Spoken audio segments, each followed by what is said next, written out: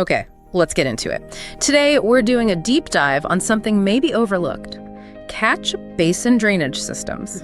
We really want to figure out why keeping these things clean is such a big deal, and specifically why getting local help like the folks at Pacific Blue Mechanical talk about really matters. That's the plan. We're looking at what they say, Pacific Blue Mechanical on their website, try to understand how these, simple systems protect your home and even the environment.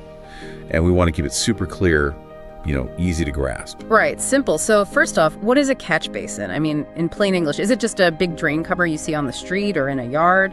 Pretty much. Think of it like a special drain in the ground.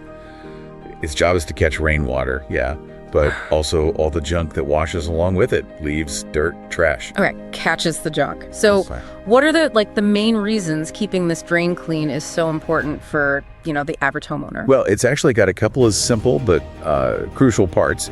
You've got the grate on top, that metal lid. It lets the water fall through but stops, like big leaves or branches. Right, the first filter. Exactly. And then underneath, there's the sump. Think of it like a bucket built into the ground below the grate. This is where the heavier stuff, like sand and dirt and muck, settles down. Okay. So the water goes in, the big junk gets stopped by the grate, and the dirty, heavy stuff sinks in the sump bucket. You got it. The cleaner water then flows out from higher up in the sump, heading off into the main drainage pipes. So connecting this back to why you, the listener, should care, if this thing is working right, it means rainwater drains away fast, no big puddles sitting around your house. Precisely. It stops that standing water after a heavy rain. That protects your yard, your driveway, and really importantly, your foundation and basement from flooding. And if you don't keep it clean, I assume that sump bucket fills up. Yeah, exactly. It fills with sediment, leaves, all that gunk. Then there's no room for the dirt to settle, so the water can't drain properly, or it carries all that debris into the main pipes, causing blockages further down, or worse. It just backs up. It backs up, water pools around the drain, maybe flows towards your house. That's when you get expensive water damage. Neglecting it is just asking for trouble later. Okay, so how do you know if there's a problem brewing? Are there obvious signs?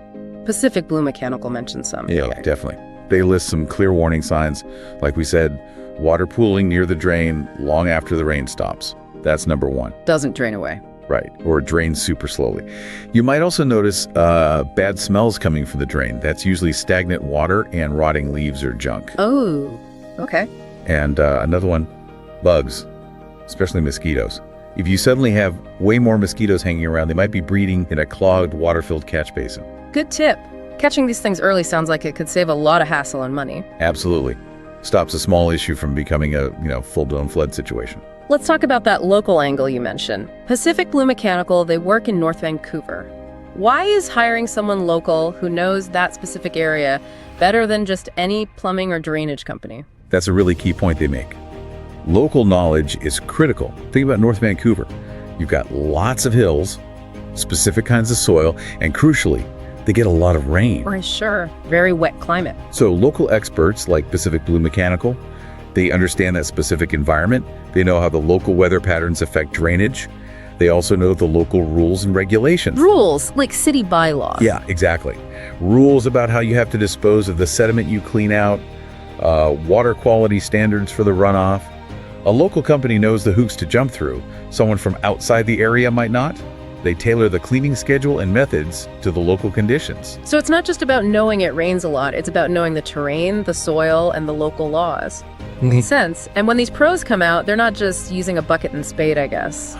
No. Definitely not for a deep clean. The source material highlights professional tools. A big one is hydrojetting. Hydrojetting sounds intense. It is. They use water sprayed at really high pressure. It blasts away all the built-up gunk, grease, roots, whatever, is sticking to the inside of the sump and the pipes leading out. It's much more thorough than just scooping. So it really cleans things out properly. Yeah, it gets it back to peak efficiency. And doing that regularly prevents those big, messy, expensive emergency blockages.